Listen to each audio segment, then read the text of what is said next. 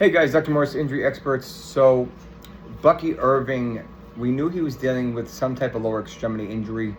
On the field last week, he potentially suffered a left ankle injury, but ended up playing a ton after that, scoring a touchdown, had like 70 yards. So, if it was super concerning, it probably would have ended his game. Now, we heard some rumblings a couple days ago that he got an MRI per Coach Bowles, but now that transitions to the fact that they had an MRI and they confirmed yesterday that yes, he's dealing with a foot and or ankle injury and they're getting a second opinion. Now this morning we hear that he's in a walking boot and using crutches, and they have confirmed a midfoot sprain or a foot sprain, which is classically a midfoot sprain. So what does this mean? There are grade 1s, grade 2s, and grade 3s. Grade 1s are classically very mild. Usually guys miss a week.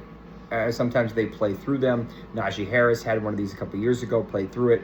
2 weeks ago, my suspicion is Zach Charbonnet ended up having a very mild one of these, missed one game and came back. Now, if this is a grade 2, this is a little bit of a bigger deal. These usually take closer to 3 to 4 weeks, sometimes a little longer. What is a midfoot sprain? So think of the foot as a bridge. The toes are half of the bridge, the arch is the middle of the bridge, and the heel is the other half of the bridge. Essentially what happens is the middle part of the bridge gets weak, secondary to a spraining of the Lisfranc ligament. And what happens is when you put your foot down, the arch wants to collapse, and it's very uncomfortable, painful, and usually what we call unstable, depending on the severity of the sprain. Now, to give you a reference, back in, I think it was 22, we saw Travis Etienne suffer a season-ending grade 3 midfoot sprain that required surgery. That's why he missed his entire rookie season, and he's come back and he's looked really pretty good ever since.